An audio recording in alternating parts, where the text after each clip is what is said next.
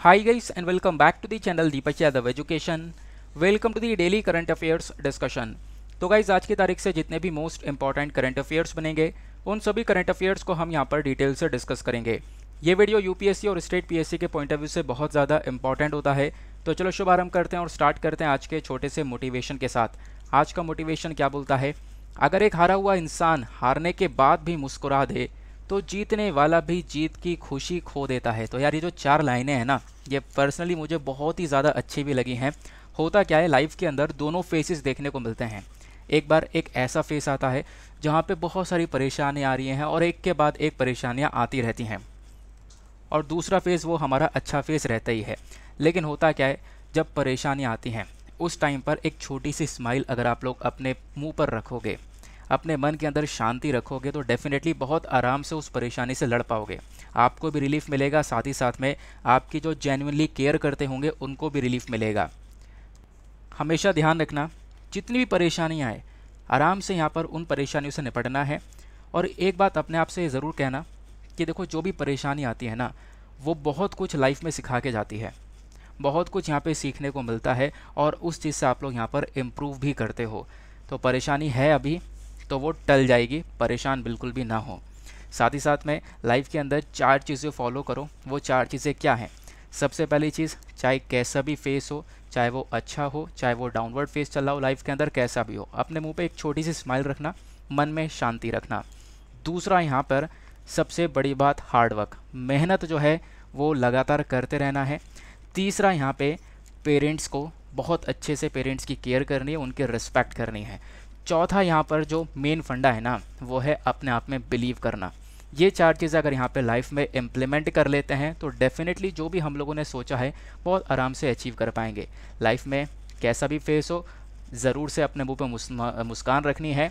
साथ ही साथ में यहाँ पे हार्डवर्क करते रहना है, पेरेंट्स को साथ में लेकर चलना है, पेरेंट्स की प्रॉपर यहाँ पे बात माननी है, केयर करनी है, रिस्पेक्ट करनी है। क्योंकि बहुत सारे लोग यहाँ पे मैसेज भी करते हैं कि मेरे पास सच में वो मैसेज मैं दिखा दूँ तो फिर आप सोचो यार वो कैसा इंसान है। ठीक है, कि मुझे परेशान कर रहे हैं और मेरे साथ ये हो रहा है, मेरा ये नहीं सुन रहे हैं, वो नहीं सुन रहे। देखो यार, होता है, लेकिन यहाँ पर पेरेंट्स जो हैं वो हमेशा अच्छा ही आपकी देखेंगे, आपके लिए अच्छा ही सोचेंगे। फिर एट द लास्ट अपने आप में एक कॉन्फिडेंट रखना, तो जो चीज़ें हैं वो डेफिनेटली यहाँ पर अचीव होना स्टार्ट हो जाएंगी। आते हैं, और काफ़ी सारे लोगों ने बहुत लंबे समय से डिमांड कर रखी थी वीडियो के अंदर क्वेश्चंस को लगा देना। तो आज मैंने यहाँ पर क्वेश्चंस लगा दिए हैं। करना क्या है, इस पूरे के पूरे वीडियो को बहुत अच्छे से और बिल्कुल फोकस के साथ में सुनना है। लास्ट में आपको ये सारे क्वेश्चंस मिलेंगे, इन सभी क्वेश्चंस के आंसर्स को अटेम्प्ट करना, जिससे पता चलेगा कि आपने वीडियो कितने अच्छे से सुना और आपकी प्रैक्टिस भी हो जाएगी। तो ये वन वर्ड क्वेश्चंस यहाँ पे लगा दिए गए हैं वीडियो के लास्ट में। अब जैसे मैं आप लोग को पहले रिव्यू देना चाहूँ कि क्या क्या डिस्कशन हम लोग करेंगे, तो पहला टॉपिक हम लोग यहाँ पे डिप्लीशन ऑफ अंडर वाटर के बारे में डिस्कशन करने वाले हैं। यानी जो हमारा ग्राउंड वाटर है वो लगातार कम हो रहा है, एक वाटर क्राइसिस वाली सिचुएशन क्रिएट हो रही है, कितनी प्रॉब्लम्स उससे बन सकती हैं वो डिस्कशन किया जाएगा। टाइगर्स के बारे में एक बहुत अच्छा डेटा आया है इंडियन एक्सप्रेस के अंदर, वो डेटा मैं आपके साथ में शेयर करूँगा क्योंकि टाइगर रिसेंट डेज में काफ़ी चर्चा में है। फिर उसके बाद में आपने थंबनेल देखा होगा कि गूगल मैप के अंदर एक नया फीचर आ चुका है, उसके बारे में डिस्कशन किया जाएगा। इलेक्टोरल बॉन्ड्स के बारे में हम लोग चर्चा करने वाले हैं, गूगल स्ट्रीट व्यू के बारे में चर्चा करने वाले हैं। साथ ही साथ में हम लोग यहाँ पे डिस्कशन करेंगे नेचुरल रिसोर्सेज अकाउंटिंग के बारे में, ये क्या होता है, इसका क्या इंपॉर्टेंस है। तो वेरियस टॉपिक्स हैं जो कि आपके यूपीएससी और स्टेट पीएससी के लिए बहुत ज़्यादा रिलेवेंट होने वाले हैं। आगे बढ़ने से पहले इस लेक्चर का जो पीडीएफ है वो आप लोग डाउनलोड कर सकते हो मेरे टेलीग्राम चैनल से। अगर आपको टेलीग्राम चैनल का जो लिंक है नीचे डिस्क्रिप्शन बॉक्स में वो काम करता हुआ नहीं मिलता है तो एक सिंपल तरीका है, डायरेक्टली आप लोग टेलीग्राम ऐप को डाउनलोड कर सकते हो। सर्च बॉक्स में टाइप करना दीपक यादव एजुकेशन और आगे यूपीएससी लिख देना, आपको वहाँ पे वो चैनल मिलेगा। 98,000 सब्सक्राइबर्स हैं, वहाँ पे जाके कनेक्ट हो जाना और वहाँ से आप लोग इस लेक्चर के पीडीएफ को डाउनलोड कर पाओगे। साथ ही साथ में आप लोग मेरे साथ में पर्सनली भी कनेक्ट हो सकते हो। इंस्टाग्राम की आईडी है दीपक यादव एजुकेशन, वहाँ पर भी 7,000 प्लस फॉलोवर्स हैं, वहाँ पे भी कनेक्ट कर आप लोग अपनी क्वेरीज को मेरे साथ में डिस्कस कर सकते हो। नाउ स्टार्ट करते हैं अपने फर्स्ट आर्टिकल से। तो फर्स्ट इंपॉर्टेंट न्यूज़ ये बात करती है depletion in ground water levels के बारे में। देखो ये ना इशू ना बहुत इंपॉर्टेंट है, आपको पता होगा हर महीने इसके बारे में चर्चा होती है। पहले मैं काफ़ी सारी मंथली कंपाइलेशंस लेकर आया करता था, सितंबर, अक्टूबर, नवंबर, दिसंबर 2021 की बात कर रहा हूँ। तो हर महीने कहीं ना कहीं ग्राउंड वाटर लेवल चर्चा में था, मुझे याद है क्योंकि मैंने पढ़ा है इसके बारे में। तो एक अच्छा टॉपिक है। इस पर्टिकुलर टॉपिक को आप लोग जीएस पेपर 1 और 3 से रिलेट कर पाओगे। जीएस पेपर 1 के अंदर ज्योग्राफी का पोर्शन भी है यहाँ पर, प्लस 3 के अंदर एनवायरमेंट का पोर्शन भी है। सिंपल हो गया। आगे आते हैं। अब पहले समझते हैं कि इशू क्या है, यानी कि मुद्दा क्या है। तो अभी रिसेंटली यहाँ पर एक एनालिसिस किया गया है, किसके through? Central ground water board के थ्रू। अब इन्होंने एनालिसिस के दौरान पता लगाया कि हमारे देश भर में कुछ जगह ऐसी हैं जहां पर ग्राउंड वाटर लेवल, यानी जो ज़मीन के अंदर आपको पानी प्रेजेंट देखने को मिलेगा, वो लगातार कम हो रहा है। ऐसा यहाँ पर एक रिपोर्ट के अंदर पता चला। एक डेटा यहाँ पे कलेक्ट किया गया है सेंट्रल ग्राउंड वाटर बोर्ड के थ्रू, और वो जो डेटा है वो कब से कब तक का है? 2011 के नवंबर के मंथ से 2020 के नवंबर तक का। यहाँ पे आप कह सकते हो अप्रॉक्स 10 साल का डेटा है, जहाँ पे पता लगाया गया कि बहुत सारे एरियाज़ है जहाँ पे वाटर लेवल बढ़ा है, लेकिन बहुत सारे एरियाज़ ऐसे भी हैं, लगभग 30% के आसपास कुछ ऐसे कुएँ देखने को मिले हैं जहाँ पर ग्राउंड वाटर लेवल लगातार कम हुआ है। तो ये तो हमारा इशू हो गया, ये तो हमारा कि बेसिकली ये हो गया करंट इशू की जो भी चर्चा में है। अब मैं आप लोग को थोड़ा सा स्टैटिक डेटा बताता हूँ कि इस रिपोर्ट ने और क्या बताया। अब जब हम लोग बात करते हैं ग्राउंड वाटर की, तो ग्राउंड वाटर लगातार देश में कम हो रहा है, ऐसा यहाँ पर इस रिपोर्ट ने एक एनालिसिस के दौरान बताया। तो इसका स्टेटस क्या, प्रेजेंट स्टेटस, इसको समझते हैं। देखो, ये जो CGWB है, इसके बारे में आपको ऑलरेडी बता चुका हूँ। यह है सेंटर ग्राउंड वाटर बोर्ड, ठीक है, जो ग्राउंड वाटर को देखने का काम करता है, उसको रेगुलेट करने का काम करता है। तो इसके अकॉर्डिंग बात करें तो लगभग 230 बिलियन मीटर क्यूब्स ऑफ जो ग्राउंड वाटर है, इसको निकाला जाता है हर साल। मतलब ज़मीन के अंदर से इतना पानी हर साल निकाल रहे हैं। अच्छा, किस लिए निकाल रहे हैं? सबसे पहली चीज़ यहाँ पे एग्रीकल्चर के लिए, क्योंकि इंडिया के अंदर एग्रीकल्चर सबसे ज़्यादा फॉलो किया जाता है ना। बहुत सारा जो एम्प्लॉयमेंट है वो करेंट टाइम पर एग्रीकल्चर सेक्टर के अंदर देखने को मिलेगा। तो कृषि के अंदर बहुत सारी खेती के लिए पानी की ज़रूरत पड़ती है, सिंचाई के लिए ज़रूरत पड़ती है। तो ज़्यादातर पानी एग्रीकल्चर सेक्टर के अंदर इरिगेशन के पर्पस के लिए पानी निकाला जा रहा है। ये एक सबसे बड़ा रीज़न है जिसकी वजह से रैपिडली, यानी बहुत तेज़ी से ग्राउंड वाटर हमारा कम हो रहा है, ये रिपोर्ट ने बताया। प्लस उसके बाद इन्होंने बताया कि 89% जो ग्राउंड वाटर है ना, वो एक्सट्रैक्ट किया जा रहा है सिर्फ और सिर्फ इरिगेशन सेक्टर के अंदर। जैसे मैंने आपको बताया, मतलब सिंचाई के लिए यहाँ पे सबसे ज़्यादा पानी को निकाला जा रहा है। सिंचाई के बाद यहाँ पे कुछ पानी का इस्तेमाल हो रहा है इंडस्ट्रियल यूज़ के लिए 2% के आसपास। साथ ही साथ जो हमारे शहर के अंदर वाटर का रिक्वायरमेंट है वो 50% के आसपास है। रूरल डोमेस्टिक वाटर रिक्वायरमेंट जो है गाँव वाले एरिया के अंदर आपको रिक्वायरमेंट देखने को मिलेगा 85% का है। तो वाटर का रिक्वायरमेंट आप देख पा रहे होंगे जो भी है वो सब का सब ग्राउंड वाटर से फुलफिल किया जा रहा है, यानी कि ज़मीन के अंदर से वो पानी निकाला जा रहा है। दैट इज़ वाई जो ग्राउंड वाटर का लेवल है वो रेगुलर बेसिस पर कम हो रहा है, डिप्लीट हो रहा है। सिंपल सा यहाँ पे आपको करंट इशू समझ में आ गया।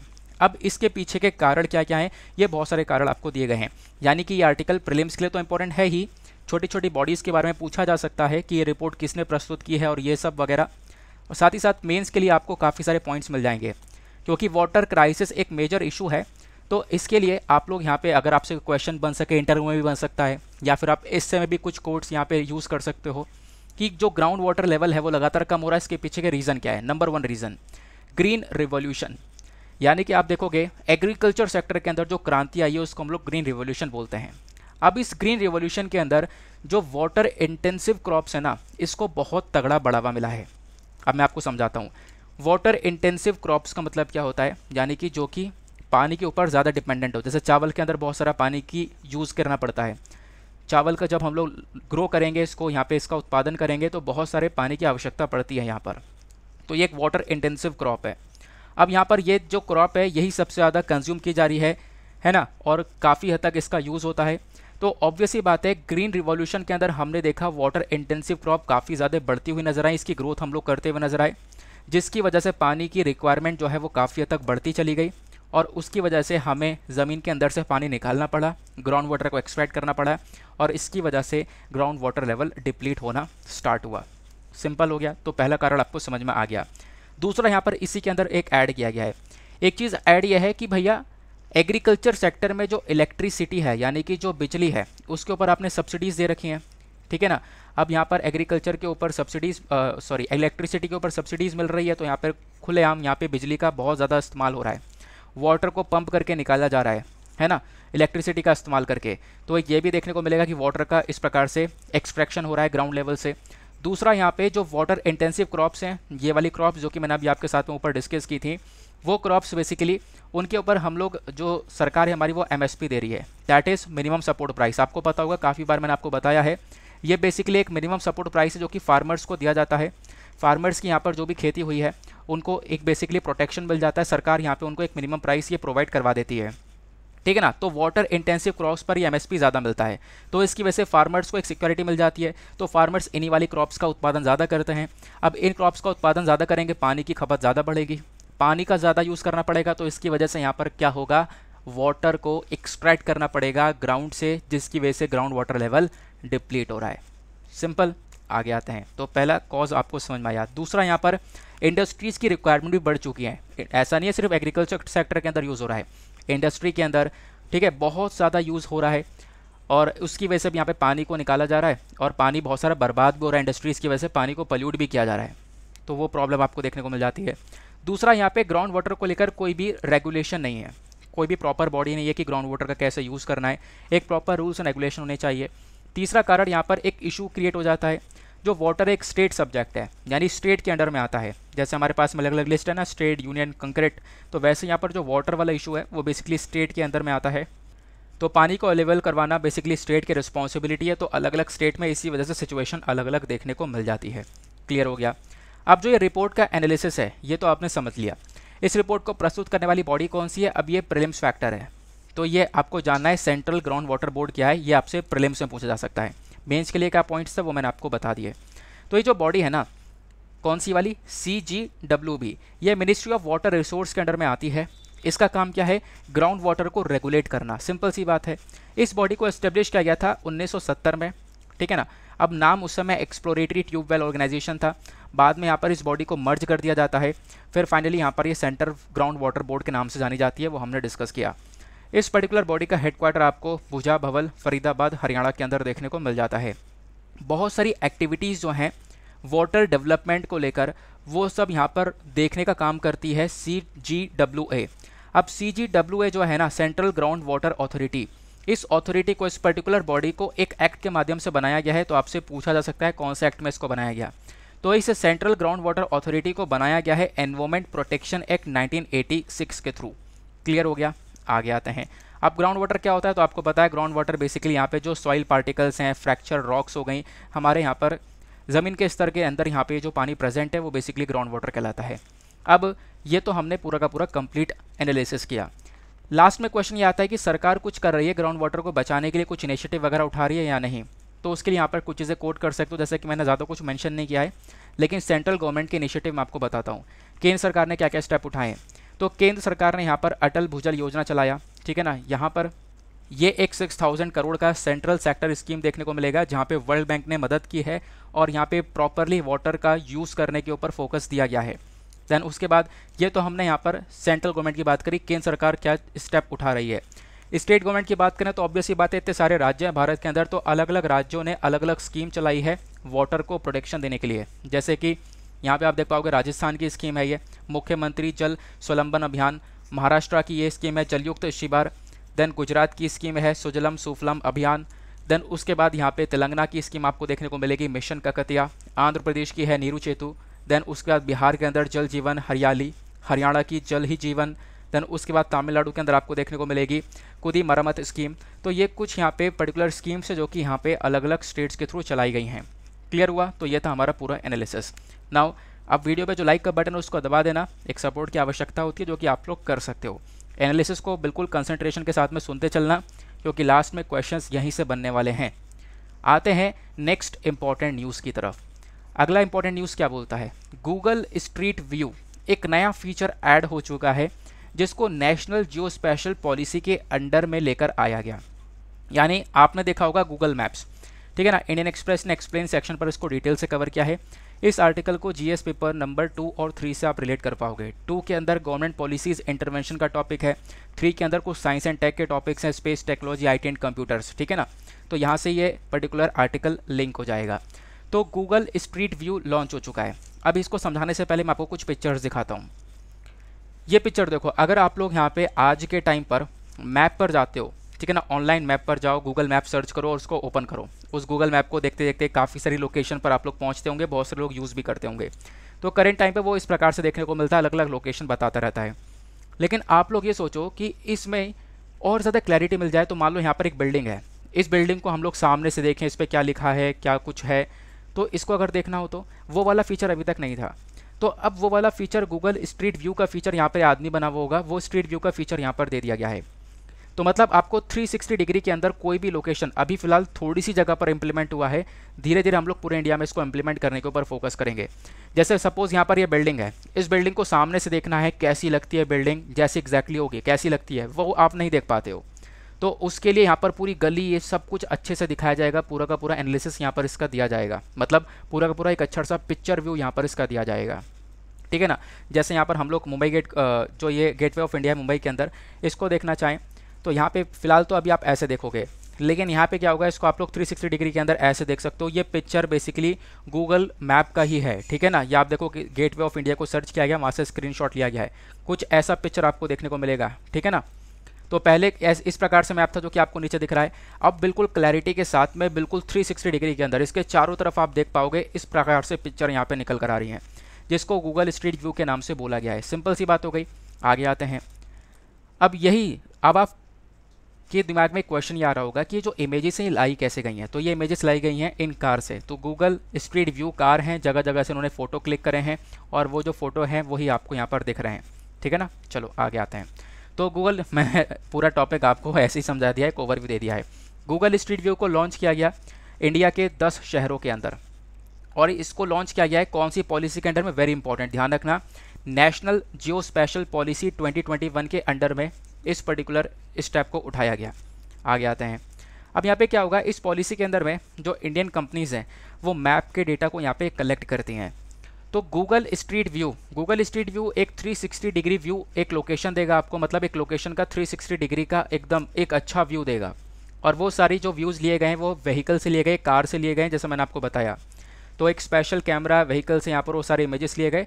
और ये जो पर्टिकुलर फीचर है ना, ये एंड्रॉयड पर और जो हमारा iOS है, एप्पल है, सभी पर ये ऑलरेडी अवेलेबल हो चुका है। तो आप लोग अपने जब गूगल पर सर्च करोगे तो आपको भी ये स्ट्रीट व्यू देखने को मिलेगा। क्लियर हो गया। अब यहाँ पे कुछ रिस्ट्रिक्शंस वगैरह भी हैं, यानी जो ये रिस्ट्रिक्शंस लगाई गई हैं वो क्या है, जो स्ट्रीट व्यू होगा ना, जो ये अच्छा खासा डेटा प्रोवाइड करवाया जाएगा एक पर्टिकुलर लोकेशन का, वहाँ पे एक रिस्ट्रिक्शन लगा रहेगा, जैसे कि गवर्नमेंट प्रॉपर्टीज़, डिफेंस एस्टेब्लिशमेंट और मिलिट्री एरियाज़ आपको मैप में नहीं दिखाई पड़ेंगे। जैसे मान लो यहाँ पर आपको दिल्ली का कैंटोनमेंट एरिया देखना है, तो वो आपको इस प्रकार से एक क्लैरिटी में नहीं दिखाई दिया जाएगा, ठीक है ना, क्योंकि हमारी सिक्योरिटी पर्सनल्स हैं। तो सिक्योरिटी की वजह से आप कह सकते हो कि ये चीज़ें नहीं दिखाई जाएंगी। गवर्नमेंट प्रॉपर्टीज़, डिफेंस प्रॉपर्टीज़ और साथ ही साथ में मिलिट्री एरियाज़ को नहीं शो किया जाएगा, ऐसा यहाँ पर बताया गया। तो कुछ रिस्ट्रिक्शंस हैं। अब यहाँ पे स्ट्रीट व्यू के अंदर ये जो स्ट्रीट व्यू का ऑप्शन है ये इंडिया के अंदर आया है। इससे पहले ऑलरेडी बहुत सारे देशों के अंदर गूगल ये इम्प्लीमेंट कर चुका है। अब क्वेश्चन ये है कि इसमें कोई दिक्कत वगैरह निकली है क्या? तो हाँ, हमने कुछ दिक्कतों को नोटिस किया है। नोटिस क्या किया है कि जब एक ऐसा स्ट्रीट व्यू होगा तो किसी के घर के पास की लोकेशन देखी जा सकती है बिल्कुल 360 डिग्री के अंदर। तो उसके घर के नंबर प्लेट जो लगी होगी वो देखा जा सकता है ना। तो उसका मिसयूज़ किया जा सकता है, उसका एक गलत इस्तेमाल हो सकता है, ऐसा भी यहाँ पे बोला गया। क्लियर हो गया। तो ये जो पूरा का पूरा गूगल स्ट्रीट व्यू है ना, ये पूरा कॉन्सेप्ट नेशनल जियो स्पेशल पॉलिसी 2021 के अंदर, इसके गाइडलाइंस के अंडर में लाया गया है। अब ये है क्या पॉलिसी, इसको थोड़ा सा जान लेते हैं। नेशनल जियो स्पेशल पॉलिसी जो 2021 है, इसका काम है जियो स्पेशल सेक्टर को और ज़्यादा बढ़ा देना। अब ये जियो स्पेशल सेक्टर का मतलब क्या है? जियो स्पेशल मतलब होता है कि एक पर्टिकुलर लोकेशन से संबंधित, ठीक है ना, एक पर्टिकुलर लोकेशन का जो डेटा वगैरह है वो यहाँ पे आप कह सकते हो जियो स्पेशल। तो यहाँ पर एक पर्टिकुलर लोकेशन का डेटा वगैरह निकालना, या फिर इसको हम लोग जियो लोकेशन के नाम से, जियो स्पेशल के नाम से जानते हैं, ठीक है ना। सिंपल सी बात हो गई। चलो आगे आते हैं। फिर उसके बाद यहाँ पर देखो, अगर मैं हिंदी में भी आप लोगों को बताना चाहूँ तो इसका मतलब है भू स्थानिक, ठीक है ना। एक पर्टिकुलर लोकेशन का जो भी डेटा है वो बेसिकली जियो स्पेशल कैटेगरी के अंदर में आता है। तो इसने जियो स्पेशल सेक्टर को थोड़ा सा और ज़्यादा बढ़ावा दिया है इस पॉलिसी ने, और इस पॉलिसी की वजह से हमारे सिटीजन्स को और जो बहुत सारी कंपनीज़ हैं उनको बहुत ज़्यादा पावर मिल जाती है कि वो इस डेटा का इस्तेमाल कर सकें। करेंट टाइम पर जोमेटो हो गया, बहुत सारी जो यहाँ पे ई प्लेटफॉर्म्स हो गए, वो यहाँ पर इन्हीं मैप्स का तो इस्तेमाल कर रही हैं, इन्हीं मैप्स का जो डेटा है उसका यूज़ कर रही हैं। तो बेसिकली यहाँ पर वो जियो स्पेशल डेटा देखने को मिलता है। नाउ आगे आते हैं कुछ इंपॉर्टेंट डेटा के ऊपर। देखो यहाँ पर एक सेकेंड, अगर हम लोग ये देखें तो ये कुछ पॉइंट्स आ जाते हैं आपके लिए मेंस के एग्जामिनेशन के लिए। जो जियो स्पेशल इकोसिस्टम है भारत के अंदर, इसका स्टेटस क्या है इसको समझो। इंडियन जियो स्पेशल जो इकोनॉमी है ना, वो करेंट टाइम पर 38,972 करोड़ के आसपास की है, और इस पर्टिकुलर सेक्टर के अंदर लगभग 4.7 लाख लोग एम्प्लॉयड हैं, यानी कि उनको रोज़गार मिला हुआ है। खासकर कौन कौन से सेक्टर में, अर्बन सेक्टर में, वो मैंने आपको बता रखा है। काफ़ी सारी सर्विसेज यहाँ पर इसके थ्रू की जा रही हैं, तो वो सारे लोग यहाँ पर आप कह सकते हो इसमें वर्क कर रहे हैं। यानी इस सेक्टर का जो इंपॉर्टेंस है वो बहुत ज़्यादा है। कैसे? जैसे मैंने आपको बताया, काफ़ी सारी प्राइवेट कंपनीज़ हैं, अमेजन हो गया, जोमेटो हो गया, ये कुछ यहाँ पे कंपनीज़ हैं जो कि यहाँ पे इस टेक्नोलॉजी का इस्तेमाल कर रही हैं, जियो स्पेशल टेक्नोलॉजी का इस्तेमाल कर रही हैं, मैप्स का इस्तेमाल कर रही हैं। तो क्या हुआ, अब इस कंपनी के अंदर बहुत सारे लोग जो है वो काम कर रहे हैं, वर्क कर रहे हैं, तो यहाँ पे इस जियो स्पेशल सेक्टर की वजह से बहुत सारा एम्प्लॉयमेंट जनरेट हुआ है, ऐसा यहाँ पर बोला गया। ठीक है ना। साथ ही साथ में जो बहुत सारी गवर्नमेंट स्कीम्स है, जैसे गति शक्ति प्रोग्राम हो गया, उसको इंप्लीमेंट किया जा रहा है, उसमें यहाँ पर जियो स्पेशल टेक्नोलॉजी का इस्तेमाल किया गया, तो यहाँ पर भी एक काफ़ी फ़ायदा मिला। मेक इन इंडिया प्रोग्राम के अंदर काफ़ी हेल्प मिल रही है, जैसे कि यहाँ पे हम लोग फोकस कर रहे हैं इंडियन कंपनीज़ के ऊपर, तो बहुत सारी जो इंडियन कंपनीज़ है ना, वो खुद का ऐप बना रही हैं। जैसे गूगल मैप है ना, वैसे खुद के बहुत सारे इंडियन वर्जन के ऐप्स बनाए जा रहे हैं, तो उसके अंदर भी ये जियो स्पेशल टेक्नोलॉजी बहुत मदद कर रही है हमारी, तो इस प्रकार से इंपॉर्टेंस है। प्लस जो लैंड का रिकॉर्ड होता है, यानी कि एक पर्टिकुलर जगह है उसकी सारी रिकॉर्डिंग्स रखना, वो सारी चीज़ें भी यहाँ पर मैनेज करी जा रही हैं जियो स्पेशल टेक्नोलॉजी से। तो जियो स्पेशल टेक्नोलॉजी का इंपॉर्टेंस कितना ज़्यादा है, कैसे हमारे कंट्री के प्रति ये कंट्रीब्यूट कर रहा है, इस सेक्टर को हम लोग और ज़्यादा ग्रो करने वाले हैं, ये हमारा फोकस है। यानी कि अभी तो यहाँ पर करेंट टाइम पर जियो स्पेशल सेक्टर 38,972 करोड़ तक की इकोनॉमी को जनरेट कर रहा है, बट आने वाले टाइम पर 2025 तक हमारा टारगेट है कि इसी पर्टिकुलर सेक्टर के अंदर जो इसकी पोटेंशियल है, जो इसकी पावर है, वो 63,100 करोड़ तक की हम लोग यहाँ पर पहुँचा दें। ठीक है ना। तो ये बात यहाँ पर मेंशन की जाती है। क्लियर हो गया? तो आई होप आप लोग को यहाँ पर जियो स्पेशल के बारे में समझ में आ गया, गूगल स्ट्रीट व्यू क्या है वो भी समझ में आ गया। नेक्स्ट इंपॉर्टेंट न्यूज़ पर आते हैं। यहाँ पर बात की गई है इलेक्ट्रल बॉन्ड्स के बारे में। तो क्या होते हैं इलेक्ट्रल बॉन्ड्स, यहाँ पे हम लोग डिटेल से डिस्कस करेंगे, और क्यों है न्यूज़ में ये आप लोग देख पाओगे। इंडियन एक्सप्रेस का डिटेल से आर्टिकल है। इस पर्टिकुलर आर्टिकल को आप लोग जीएस पेपर नंबर 3 से कनेक्ट कर पाओगे, क्योंकि जीएस पेपर नंबर 3 के अंदर ये सारे टॉपिक्स मेंशन है, transparency and accountability, government policies, interventions, elections. ठीक है ना। खासकर ये वाला जो पॉइंट है ये बहुत इंपॉर्टेंट हो जाता है। आगे आते हैं, इशू क्या है, न्यूज़ क्या है। न्यूज़ ये है कि स्टेट बैंक ऑफ इंडिया ने यहाँ पर शेयर किया है एक डेटा, और वो डेटा के अंदर बताया यह गया कि इलेक्ट्रल बॉन्ड्स के थ्रू जो डोनेशन आया है ना, वो 10,000 करोड़ को क्रॉस कर चुका है। यानी कि मैं आपको सिंपल से अगर एक फंडा बताऊं, तो जो पॉलिटिकल पार्टीज़ हैं इनके पास में जो फंडिंग आती है वो डोनेशन के थ्रू आती है। बहुत सारे लोग डोनेशन देते हैं, ठीक है, बड़ी बड़ी कंपनीज भी डोनेशन देती हैं। अब वो डोनेशन जो है वो इलेक्ट्रल बॉन्ड्स के माध्यम से किया जाता है। अब ये जो इलेक्ट्रल बॉन्ड्स है ना, इसका डेटा रिलीज़ हुआ है एसबीआई के साइड से। एसबीआई ने डेटा शेयर किया और बताया कि इलेक्ट्रल बॉन्ड के माध्यम से जो डोनेशन का कंट्रीब्यूशन है वो लगभग 10,000 करोड़ तक का है। तो अभी यहाँ पर 21 जो सेल हुई थी इलेक्ट्रल बॉन्ड्स की, सेल मतलब इलेक्ट्रल बॉन्ड्स यहाँ पर बेचे जाते हैं, फिर वो डोनर खरीदता है। अब कैसे प्रोसेस होता है अभी मैं आपको थोड़ी देर में बताऊंगा। तो ये 21वीं सेल थी इलेक्ट्रल बॉन्ड्स की, जो कि यहाँ पे जुलाई 2022 के अंदर कंडक्ट करवाई गई थी। तो पार्टीज़ ने यहाँ पे काफ़ी सारा फंड रिसीव किया है, ऐसा यहाँ पर बोला गया। जो टोटल अमाउंट पार्टीज़ के थ्रू कलेक्ट किया गया, ओवरऑल टोटल अमाउंट, वो आप 2018 से जब आप लोग देखोगे ना, तो वो 10,246 करोड़ रुपए क्रॉस कर चुका है, ऐसा यहाँ पर मेंशन किया गया है। जब से यहाँ पर इस स्कीम को लाया गया है तब से आप लोग देख पाओगे एक काफ़ी तगड़ा अमाउंट ये देखने को मिल रहा है। तब से इतना अमाउंट यहाँ पे कलेक्ट हो चुका है पार्टीज़ के थ्रू इस इलेक्ट्रल बॉन्ड्स के माध्यम से। अब ये इलेक्ट्रल बॉन्ड क्या होते हैं, देखो यहाँ पे आपने देखा ये SBI, state bank of India, इस बॉन्ड को इशू करता है। ठीक है ना, स्टेट बैंक ऑफ इंडिया एक बॉन्ड देता है। बॉन्ड क्या है, इस प्रकार से आपको ये पेपर देखने को मिल जाएगा। अब ये कैसे यूज़ करते हैं इसको समझते हैं। देखो, एक नोटिफाइड बैंक को चूज़ किया जाएगा, मतलब बेसिकली एसबीआई एक ऑथोराइज्ड बैंक है। ठीक है ना, तो स्टेट बैंक ऑफ इंडिया से ही आप लोग इलेक्ट्रल बैंक बॉन्ड्स को परचेज कर सकते हो, उस पेपर को परचेज कर सकते हो। अगर आपको मान लो किसी पॉलिटिकल पार्टी को पैसा देना है, डोनेशन देना है, तो एसबीआई के पास जाओगे और इलेक्ट्रल बॉन्ड को परचेज करोगे। जितने रुपए का आपको यहाँ पे बॉन्ड परचेज करना होगा, ये बॉन्ड कितने कितने रुपए तक का आता है, तो ये जो बॉन्ड है ना, ये 1000 रुपये तक का डोनेशन हो सकता है, 10,000 तक का, 1 लाख का, 10 लाख का और 1 करोड़ तक का भी यहाँ पर डोनेशन आप लोग कर सकते हो, इस इलेक्ट्रल बॉन्ड्स को परचेज कर सकते हो। तो वो जो नोटिफाइड बैंक है, आप उससे बॉन्ड परचेज करोगे, वो बैंक आपको बॉन्ड दे देगा।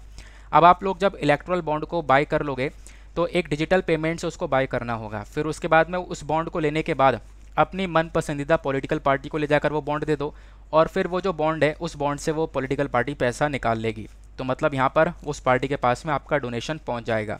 तो इलेक्टोरल बॉन्ड्स यहाँ पे परचेज किया जाता है एनोनिमसली, यानी कि किसी को बताया नहीं जाता। डोनर्स यहाँ पे परचेज कर लेते हैं, किसी को कुछ पता नहीं चलता इसके बारे में। 15 मतलब कि आज ये बॉन्ड इशू कर दिया गया, आज इसने ये बॉन्ड परचेज किया इस व्यक्ति ने, तो 15 दिन तक वो बॉन्ड यहाँ पे वैलिड रहेगा। 15 दिन बाद वो बॉन्ड बेकार हो जाएगा।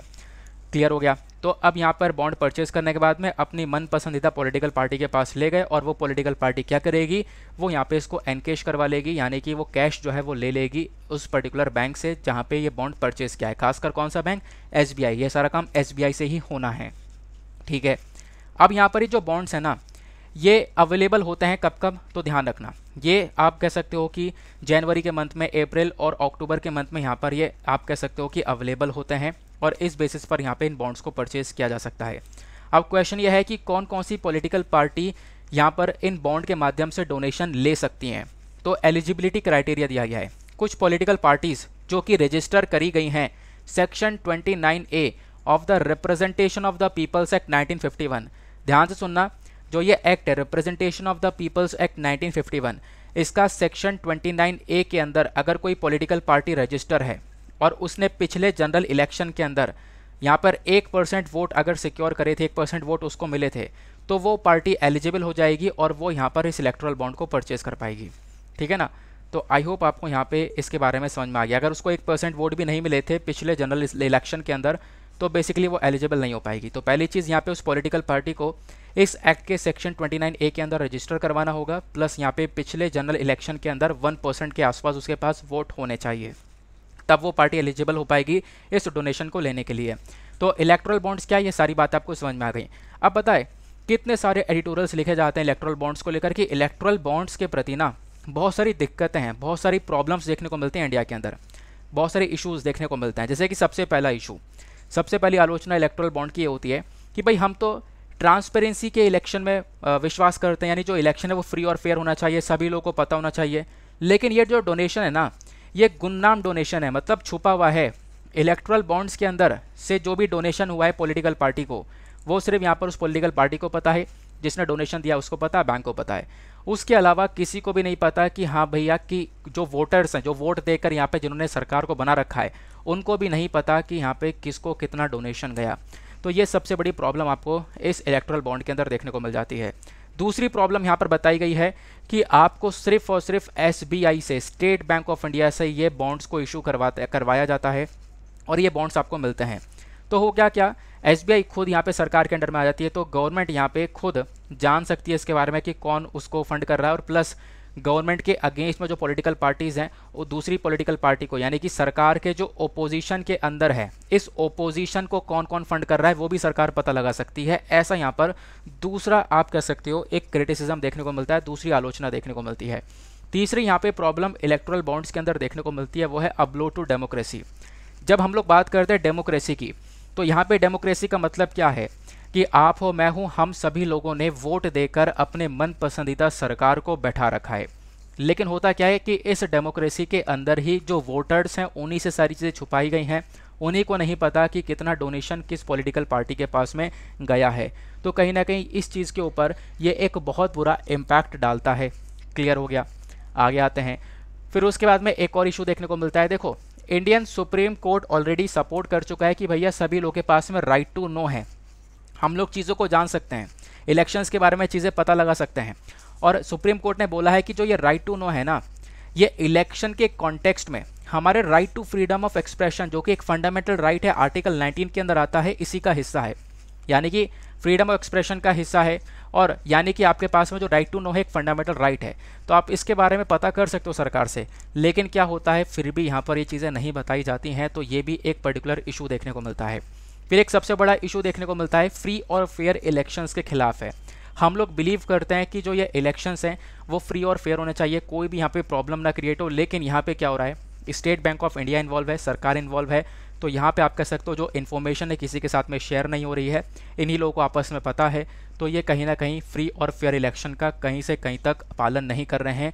तो ये भी आप कह सकते हो एक प्रॉब्लम निकल कर आती है इलेक्टोरल बॉन्ड्स के प्रति। प्लस एक और बहुत बड़ा इशू निकल कर आता है, वो है क्रोनिक कैपिटलिज्म। अब ये क्रोनिक कैपिटलिज्म क्या है, इसको समझो। इलेक्टोरल बॉन्ड स्कीम क्या करती है कि भैया सारी लिमिट हटा दी है, कितना भी डोनेशन आ सकता है पॉलिटिकल पार्टीज में, बड़ा से बड़ा डोनेशन।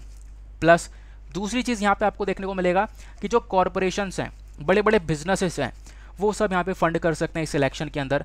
तो यहाँ पे क्या हो रहा है ना, एक रिलेशनशिप सा बिल्ड हो जाता है बिजनेस लीडर और सरकारी ऑफिशियल्स के अंदर। तो बहुत सारे बिजनेस जो हैं बड़ा बड़ा इन्वेस्टमेंट कर देते हैं, बड़ा बड़ी डोनेशन कर देते हैं गवर्नमेंट के अंदर, गवर्नमेंट ऑफिशियल्स के अंदर में, तो इनके बीच में अपनी एक खिचड़ी पक जाती है। तो बेसिकली यहाँ पर एक क्रोनिक कैपिटलिज्म वाला सिचुएशन भी देखने को मिलता है। एक एडवांटेजियस रिलेशनशिप बन जाता है बिजनेस लीडर्स और साथ ही साथ सरकारी ऑफिशियल्स के बीच में। तो ये इलेक्टोरल बॉन्ड्स को लेकर चर्चा हो गई। क्या होते हैं इलेक्टोरल बॉन्ड समझ लिया, क्यों है न्यूज़ में समझ लिया। उसके बाद इसमें क्या इश्यूज़ है, क्योंकि इश्यूज़ को लेकर क्वेश्चन काफ़ी सारे बनते हैं और पॉसिबिलिटी कि इसको लेकर बने भी, तो यहाँ पर आपने ये भी समझ लिया। आगे आते हैं। नाउ नेक्स्ट इंपॉर्टेंट न्यूज़, इस पर्टिकुलर आर्टिकल में हम लोग इंटरनेशनल टाइगर डे के बारे में डिस्कशन करेंगे। तो आप कहोगे सर आपने द हिंदू के अंदर डिस्कस कर लिया था। हाँ बिल्कुल किया था, लेकिन कुछ बहुत अच्छा डेटा इंडियन एक्सप्रेस के अंदर अवेलेबल है, तो वहाँ से ये डेटा कलेक्ट करके मैं आप लोगों के साथ में शेयर कर रहा हूँ, जो कि आपको हेल्प करेगा। ठीक है ना, अब ऑब्वियस ही बात है, जो हेल्प करेगा तो इसमें कोई बुराई नहीं है, यहाँ पे चीज़ों को आप लोग थोड़ा बहुत अलग से पढ़ सकते हो। तो ये टॉपिक जो है वो जीएस पेपर 3 के अंदर कंजर्वेशन से आप लोग लिंक कर सकते हो। इशू क्या है कि रिसेंटली 29 जुलाई को हम लोगों ने इंटरनेशनल टाइगर डे को ऑब्जर्व किया है, और इस दिन यहाँ पे फोकस हम लोग ये करते हैं कि हम लोग अपने टाइगर्स को एक प्रोटेक्शन दे सकें। और ये जो इंटरनेशनल टाइगर डे है ना, यह देखो ये बहुत इंपॉर्टेंट पॉइंट है। इस टाइगर डे को एस्टेब्लिश किया गया था साल 2010 में। कब? रशिया के अंदर एक सेंट पीटर्सबर्ग टाइगर समिट चल रहा था, उस समिट के अंदर यहाँ पे इंटरनेशनल टाइगर डे को एस्टेब्लिश करा गया, बनाया गया। और इस दिन को याद करने की जो रीज़न है वो यहाँ पर यह है कि हम लोग एक अवेयरनेस, एक जागरूकता फैला सकें कि करेंट टाइम पर जो टाइगर्स हैं इनकी मतलब इनकी जो जनसंख्या को खतरा है, उस खतरे से हमें इन्हें बचाना है। तो इसको लेकर एक जागरूकता फैलाने का काम किया जाता है इस पर्टिकुलर डे पर। क्लियर हो गया? तो ये तो यहाँ पे चर्चा में था। उसके बाद यहाँ पे मानस टाइगर रिजर्व रिसेंटली चर्चा में आया, ये कल न्यूज़ में था। क्यों? क्योंकि मानस टाइगर रिजर्व जो असम के अंदर है ना, तो यहाँ पर आप कह सकते हो 2.4 टाइगरेसेस देखने को मिल जाते हैं फॉर एवरी टाइगर, यानी कि हर एक टाइगर के ऊपर 2.4 टाइगरेसेस देखने को मिलेंगी। ऐसा यहाँ पर डेटा आया था मानस टाइगर रिजर्व को लेकर। तो बस खाली लोकेशन ध्यान रखना, मानस टाइगर रिजर्व जो है वो असम के अंदर है, क्योंकि टाइगर्स को लेकर खासकर जो रिजर्व हैं या फिर नेचुरल पार्क्स हैं या बायोस्फीयर रिजर्व हैं, इन रिजर्व्स को लेकर क्वेश्चंस बन जाते हैं। और क्वेश्चंस जो हैं बेसिकली इनके लोकेशन वाइज पूछे जाते हैं कि एग्जैक्टली कहाँ पे लोकेटेड है। आगे आते हैं। अब हम लोग बात करते हैं टाइगर से संबंधित कुछ रिलेटेड चीज़ें आप लोगों को यहाँ पर देखने को मिल जाती हैं। जैसे सबसे पहली चीज़, टाइगर का साइंटिफिक नेम क्या है, ध्यान रखना इंपॉर्टेंट है, पैंथेरा टाइग्रिस। और जो इंडियन सब स्पीशी देखने को मिलती है उसका नाम क्या है, वो है पैंथेरा टाइग्रिस टाइग्रिस। अगर हम लोग यहाँ पे बात करें, जो टाइगर्स हैं ये आपको रशिया में भी देखने को मिलेंगे, जो साइबेरियन वाला रीजन है वहाँ से लेकर इंडिया वाले रीजन तक आपको फैले हुए देखने को मिलेंगे। और ये जो टाइगर की स्पीशी है ये बेसिकली हमारे दुनिया में एक सबसे बड़ी कैट की स्पीशी के अंडर में आता है। 8 प्रकार की सब प्रजातियाँ देखने को मिलती हैं टाइगर की, जिसमें से काफ़ी सारी प्रजातियाँ एक्सटिंक्ट हो चुकी हैं और कुछ प्रजातियाँ यहाँ पर बची हुई हैं। जैसे यहाँ पे अगर आप लोग देखोगे बंगाल टाइगर्स आपको इंडिया के अंदर देखने को मिलेगा। कैस्पियन टाइगर आपको टर्की के अंदर देखने को मिलेगा, ये एक्सटिंक्ट हो चुका है, ख़त्म हो चुका है, विलुप्त हो चुका है। अमूर टाइगर जो है बेसिकली आपको रशिया, चाइना, नॉर्थ कोरिया में देखने को मिलेगा। जावन टाइगर यानी जावा इंडोनेशिया के अंदर देखने को मिलेगा, एक्सटिंक्ट हो चुका है। साउथ चाइना टाइगर आपको साउथ सेंट्रल चाइना में देखने को मिलेगा। बाली टाइगर बाली इंडोनेशिया में देखने को मिलेगा, एक्सटिंक्ट हो चुका है। सुमत्रन टाइगर आपको इंडोनेशिया में सुमत्रा में देखने को मिलेगा। इंडो चाइनीज़ टाइगर आपको कॉन्टिनेंटल साउथ ईस्ट एशिया के अंदर देखने को मिलेगा। तो जितनी भी टाइगर की स्पीशीज़ आपको ये देखने को मिल रही हैं, जो 4 बड़ी बड़ी स्पीशीज़ हैं, सब प्रजातियां हैं, इसमें से 3 प्रजातियां जो हैं पूरी तरह से एक्सटिंक्ट हो चुकी हैं, समाप्त हो चुकी हैं हमारे दुनिया से। तो ये आप लोग यहाँ पर देख पाओगे टाइगर्स को लेकर ये सिचुएशन है करेंट। अब यहाँ पे इन टाइगर्स को थ्रेट क्या है, सबसे बड़ा नुकसान क्या है? देखो नुकसान ये हैबिटेट डिस्ट्रक्शन, यानी जिस पर्टिकुलर एरिया में ये रह रहे हैं उस एरिया को यहाँ पे बर्बाद किया जा रहा है। लगातार यहाँ पे अर्बनाइजेशन बढ़ रहा है, लोग जंगलों को काट रहे हैं, तो ऑब्वियस सी बात है उससे भी इनके जनसंख्या के ऊपर एक भारी भरकम इम्पैक्ट पड़ा है। देन उसके बाद में ये बहुत इंपॉर्टेंट पॉइंट है, यहीं से क्वेश्चन बनते हैं। टाइगर को लेकर जो प्रोटेक्शन स्टेटस है वो क्या बोलता है, ये यहाँ पे बहुत अच्छे से आप लोग ध्यान रखना। जैसे सबसे पहली चीज़, टाइगर जो है वो Indian wild life protection act 1972 के अंदर शेड्यूल 1 में रखा गया है। ठीक है ना। अब यहाँ पे जो वाइल्ड लाइफ प्रोटेक्शन एक्ट है 1972 वाला, इसके अंदर अलग अलग शेड्यूल हैं। शेड्यूल 1 ये बोलता है कि टाइगर को अगर हम किसी भी जानवर को शेड्यूल 1 में डाल दें इस एक्ट के, तो इसका मतलब है उस जानवर को एक रिगोरस प्रोटेक्शन देना होता है, यानी कि आपको उसको पूरी तरह से प्रोटेक्ट करना होगा, और अगर कोई व्यक्ति उसकी हंटिंग करता है तो उसके ऊपर यहाँ पे आपको पेनल्टी चार्ज करनी होगी, ठीक है ना। फिर दूसरा यहाँ पर ये तो यहाँ पे इस प्रकार से हम प्रोटेक्ट कर रहे हैं। दूसरा जो international union for conservation of nature होता है, जिसको हम लोग IUCN के नाम से जानते हैं, तो IUCN के अंदर टाइगर को रेड लिस्ट की कैटेगरी में एंडेंजर्ड में डाल रखा है। यानी कि रेड लिस्ट के अंदर अलग अलग आपको कैटेगरी देखने को मिलती है, एंडेंजर्ड, क्रिटिकली एंडेंजर्ड, एक्सटिंक्ट वाली कैटेगरी। तो एंडेंजर्ड कैटेगरी में है, मतलब अगेन यहाँ पर इसकी जनसंख्या काफ़ी खतरे में है, बचाने की इसको आवश्यकता है। तो ये बात हो गई। फिर उसके बाद में यहाँ पर तीसरा जो पॉइंट है जिसका प्रोटेक्शन स्टेटस का, वो है साइट्स को लेकर। साइट्स का मतलब है convention on international trade in endangered species of wild फोना एंड फ्लोरा। जो भी यहाँ पे जंगली जानवर हैं, प्लस यहाँ पे बहुत सारे पेड़ पौधे हैं, उनके इंटरनेशनल ट्रेड को लेकर ये वर्क करता है साइट्स, ठीक है ना। अब साइट्स ने इसको अपेंडिक्स 1 में डाल रखा है। साइट्स के अंदर भी अलग अलग लिस्ट बनाई जाती हैं। अब जैसे अपेंडिक्स 1 के अंदर बात की जाती है कि भैया टाइगर का जो इंटरनेशनल व्यापार है उसको पूरी तरह से रोका जाएगा। तो इस प्रकार से यहाँ पे टाइगर का प्रोटेक्शन स्टेटस देखने को मिल जाता है। अब यहाँ पे कुछ फैक्चुअल डेटा प्रीलिम्स के लिए, भारत के अंदर कितने टाइगर रिजर्व है? टोटल 53 टाइगर रिजर्व्स देखने को मिलेंगे। सबसे बड़ा लार्जेस्ट टाइगर रिजर्व कौन सा है? तो यहाँ पे वो है नागार्जुना सागर श्रीसाइलम टाइगर रिजर्व, आंध्र प्रदेश के अंदर है। दूसरा सबसे स्मॉलेस्ट कौन सा है? तो बोर टाइगर रिजर्व है महाराष्ट्र के अंदर। ये आपको वनडे एग्जामिनेशन में भी हेल्प करेगा। बाकी टाइगर पॉपुलेशन को लेकर क्या स्टेटस है भारत के अंदर? तो करेंट टाइम पर आपको देखने को मिलता है 3726 से लेकर 5578 के आसपास आपको ये टाइगर्स देखने को मिल जाते हैं पूरे दुनिया भर में। ये एक लेटेस्ट फिगर है IUCN का। टाइगर की जो पॉपुलेशन है ये कहाँ कहाँ पर बड़ी है या कहाँ कहाँ पर एक स्थिर रही है, वो है इंडिया। इंडिया के अंदर रिसेंटली टाइगर की पॉपुलेशन इंक्रीज हुई है। इंडिया के बाद आपको नेपाल देखने को मिलेगा, भूटान, रशिया और चाइना। यहाँ पे अच्छी खासी पॉपुलेशन आपको टाइगर की देखने को मिल जाती है। बाकी भारत के अंदर बहुत सारे टाइगर्स पाए जाते हैं। अगर आप लोग दुनिया भर के अंदर टाइगर की पॉपुलेशन देखोगे ना, तो इस पूरे पॉपुलेशन में 70% टाइगर आपको इंडिया के अंदर देखने को मिल जाते हैं। सिंपल बात हो गई। देन उसके बाद में टाइगर को लेकर एक सेंसस क्रिएट किया गया था, एक सेंसस करवाया गया था 2018 में, यानी कि इसकी जनसंख्या के बारे में एक बात की गई थी। तो ये जो सेंसस है ये आप कह सकते हो हर 4 साल में होता है। तो उस 2018 के सेंसस के अकॉर्डिंग बात करें तो टाइगर की जो पॉपुलेशन है वो लगभग 3000 के आसपास थी, या फिर आप कह सकते हो अगर हम लोग प्रिसाइजली बात करें तो 2967 के आसपास थी। बट करेंट टाइम पर ये पॉपुलेशन काफ़ी इंक्रीज़ हो चुकी है। अब टाइगर को बचाना बहुत ज़्यादा इंपॉर्टेंट है। तो टाइगर कंजर्वेशन हमारे लिए कितना इंपॉर्टेंट क्यों हो जाता है? ठीक है, क्योंकि यहाँ पर देखो होता क्या है ना, अगर हम लोग टाइगर को बचाएंगे तो इसका मतलब है हम लोग अपने जंगल को बचा रहे हैं, फॉरेस्ट को एक प्रोटेक्शन दे रहे हैं। टाइगर अपने आप में एक यूनिक एनिमल देखने को मिलता है, ठीक है ना। अब यहाँ पे जब आप लोग पूरा का पूरा सिचुएशन देखते हो, हमारा इकोसिस्टम देखते हो, तो उस इकोसिस्टम में काफ़ी सारी चीज़ें आती हैं। जैसे कि ये आप देखो कैसे जंगलों को बचाता है टाइगर, हम इसको समझते हैं। ये आपने देखा सबसे नीचे लेवल पर काफ़ी आपको प्लांट्स वगैरह देखने को मिल जाएंगे, पेड़ पौधे देखने को मिल जाएंगे, ठीक है ना, घास वगैरह देखने को मिल जाएगी। ये यहाँ पर पेड़ पौधे प्लांट्स वगैरह हैं। होता क्या है, इस चीज़ों को खाने के लिए कुछ जानवर बने हुए हैं जिसको हम लोग हर्बीवोरस बोलते हैं, यानी शाकाहारी जानवर जो कि पेड़ पौधे खा रहे हैं। जैसे यहाँ पर डियर वगैरह हो गया, ग्रास वगैरह खाता है।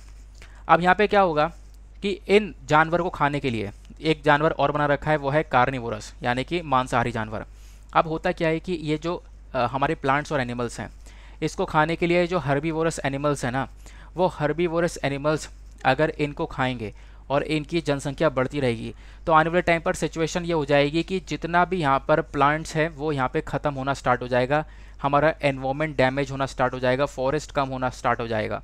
तो बेसिकली यहाँ पर ये प्रकृति की देन है कि टाइगर को बनाया गया है एज अ प्रीडेटर। तो टाइगर यहाँ पर एज अ प्रीडेटर वर्क करेगा और टाइगर यहाँ पर इनकी पॉपुलेशन को, यानी कि जो हर्बीवोरस जानवर हैं, इनकी पॉपुलेशन को रेगुलेट करके चलेगा, जिसकी वजह से हमारे एनवायरनमेंट को कोई नुकसान नहीं होगा। तो ये जो प्रीडेटर हैं इसी वजह से काफ़ी ज़्यादा इंपॉर्टेंट हो जाते हैं। अब वो टाइगर ही नहीं, काफ़ी सारे प्रीडेटर्स आपको देखने को मिल जाते हैं। क्लियर हो गया। बाकी टाइगर से संबंधित कुछ स्टेप्स उठाए गए, उन स्टेप्स के बारे में आपको पता होना चाहिए। जैसे कि प्रोजेक्ट टाइगर 1973 देखने को मिलेगा, एक सेंट्रली स्पॉन्सर्ड स्कीम है। देन उसके बाद में NTCA देखने को मिलेगा, नेशनल टाइगर कंजर्वेशन अथॉरिटी, ये एक स्टैचुरी बॉडी है, ठीक है ना। फिर उसके बाद में एक बॉडी और देखने को मिलती है, वो है कंजर्वेशन एश्योर्ड टाइगर स्टैंडर्ड। तो ये जो CATS है ये भी यहाँ पर कुछ क्राइटेरिया वगैरह बताता है टाइगर की प्रोटेक्शन को लेकर। तो ये कुछ स्टेप्स आपको देखने को मिलेंगे, यहाँ पे डिटेल से जाने की आवश्यकता नहीं है, बस खाली ये ध्यान रखना कि प्रोजेक्ट टाइगर क्या है, कौन से मिनिस्ट्री के अंडर में आता है। दूसरा यहाँ पर नेशनल टाइगर कंजर्वेशन अथॉरिटी, ये एक स्टैचुरी बॉडी है, ध्यान रखना, यानी कि एक एक्ट के माध्यम से बनाई गई है। क्लियर हो गया? तो ये सारी बातें मैंने आप लोगों को यहाँ पर टाइगर से संबंधित बता दी हैं। नाउ आते हैं नेक्स्ट और लास्ट इंपॉर्टेंट न्यूज़ की तरफ। अब ये जो नेक्स्ट इंपॉर्टेंट न्यूज़ है वाकई में काफ़ी इंपॉर्टेंट है। बात की गई है नेचुरल रिसोर्स अकाउंटिंग के बारे में। एनआरए क्या है?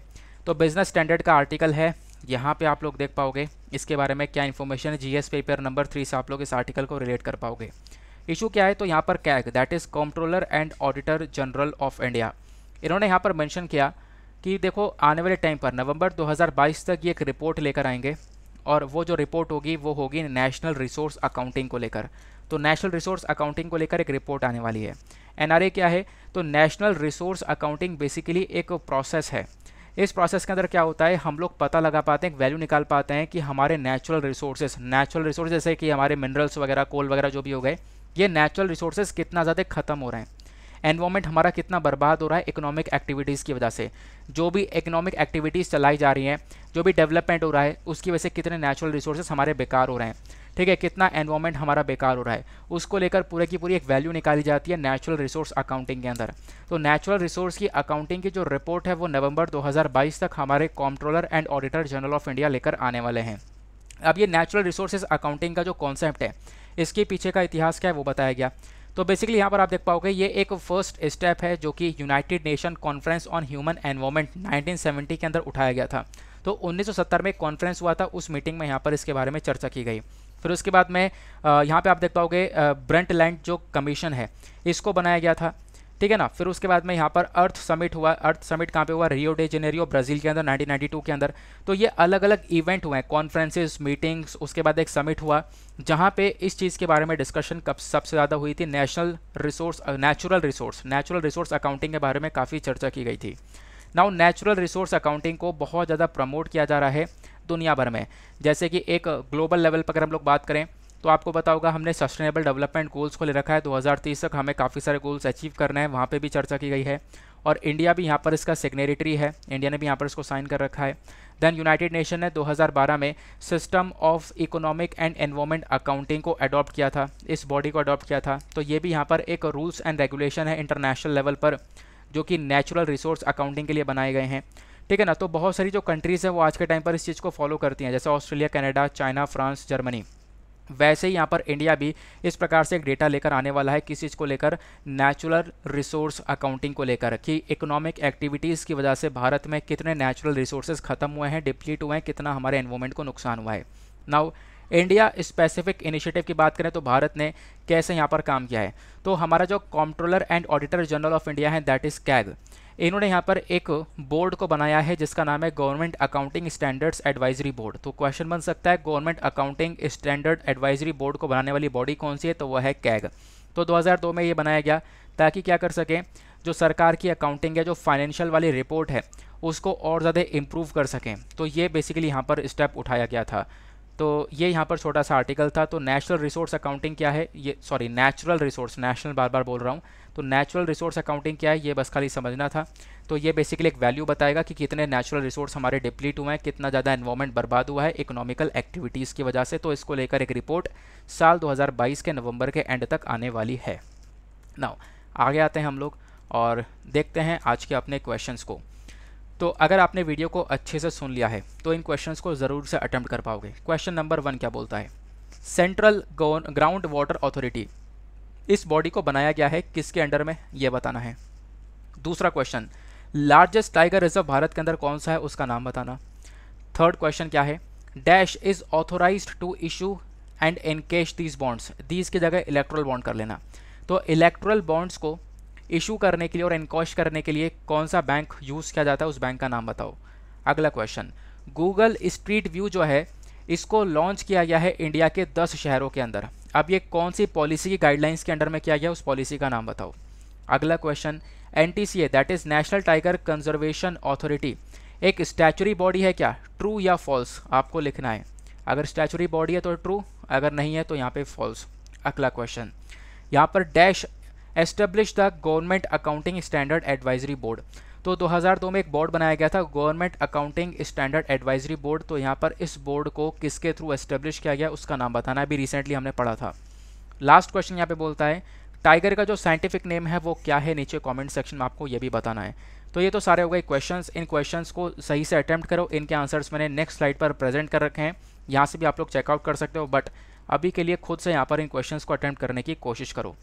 अब फटाफट हम लोग क्या करेंगे, अपने पूरे के पूरे वीडियो का एक रिव्यू ले सकते हैं, क्योंकि कल काफ़ी सारे लोगों ने बोला है कि हाँ लास्ट में एक रिविजन करवा दोगे तो काफ़ी बेटर रहेगा। तो सबसे पहले आर्टिकल में हमने ग्राउंड वाटर डिप्लीट हो रहा है वो पढ़ा, एक रिपोर्ट आई है, एक एनालिसिस यहाँ पर किया गया है सेंट्रल ग्राउंड वाटर बोर्ड के थ्रू। तो इन्होंने यहाँ पर बताया है कि भैया लगातार ग्राउंड वाटर कम हो रहा है क्योंकि इसका यूज़ काफ़ी बढ़ रहा है। एग्रीकल्चर सेक्टर में हम लोग यहाँ पे यूज़ कर रहे हैं, इंडस्ट्री सेक्टर में यूज़ कर रहे हैं, इसकी वजह से ग्राउंड वाटर डिप्लीट हो रहा है। ये बात हो गई। फिर उसके बाद में क्या क्या इनिशिएटिव उठाए गए हैं ग्राउंड वाटर को टैकल करने के लिए, तो सेंट्रल गवर्नमेंट लेवल पर अटल भूजल योजना हो गया, प्लस अलग अलग राज्य सरकारों ने अलग अलग स्कीम चलाई है। अगले आर्टिकल में हम लोगों ने डिस्कस किया था जियो स्पेशल पॉलिसी के बारे में। तो गूगल ने यहाँ पर एक स्ट्रीट व्यू करके एक नया फीचर ऐड किया है, जहाँ पर पहले चीज़ें जो क्लियर नहीं दिखती थी अब आपको बहुत अच्छे से चीज़ें दिखाई देंगी 360 डिग्री के अंदर।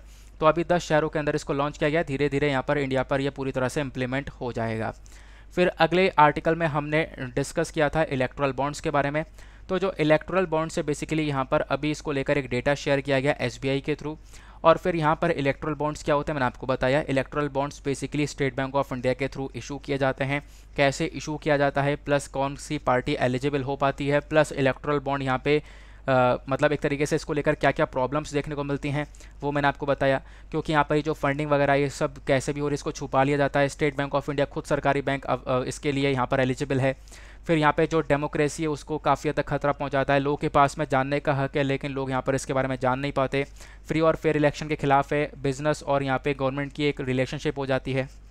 देन अगले आर्टिकल में हमने डिस्कस किया था नेचुरल रिसोर्सेज अकाउंटिंग के बारे में। तो ये मैंने अभी आपको बताया, कैग ने बोला है कि नेचुरल रिसोर्स अकाउंटिंग को लेकर नवंबर 2022 तक एक रिपोर्ट को प्रस्तुत किया जाएगा। तो नेचुरल रिसोर्स अकाउंटिंग एक प्रोसेस है, जैसे हमने यहाँ पे बोला कि ये क्या करेगा, ये डिप्लीशन और एनवायरमेंट डिग्रेडेशन कितना हुआ है इकोनॉमिक एक्टिविटीज़ की, उसकी वजह से एक रिपोर्ट लेकर आएगा नवंबर 2022 तक। फिर नेक्स्ट आर्टिकल में हमने इंटरनेशनल टाइगर डे के बारे में डिस्कशन किया। तो 29 जुलाई को इंटरनेशनल टाइगर डे को यहाँ पर ऑब्जर्व किया जाता है। इसका साइंटिफिक नेम क्या है, प्लस ये जो टाइगर्स के प्रकार हैं इसकी जो अलग अलग प्रजातियाँ कहाँ कहाँ पर पाई जाती हैं, कितनी ख़त्म हो चुकी हैं, प्रोटेक्शन स्टेटस क्या है, और टाइगर रिजर्व क्या है, प्लस यहाँ पर टाइगर रिजर्व का इंपॉर्टेंस क्या है, टाइगर को बचाने का इंपॉर्टेंस क्या है। ये सारी चीज़ें हम लोगों ने अभी थोड़ी देर पहले कवर करी हैं। ये आंसर्स आपको मिल गए हैं। नाउ इसी के साथ में करते हैं हम लोग अपने लेक्चर को समाप्त और मिलते हैं आप लोगों से अगले वीडियो में। आज के लिए bye bye, have a nice day, thank you and जय हिंद।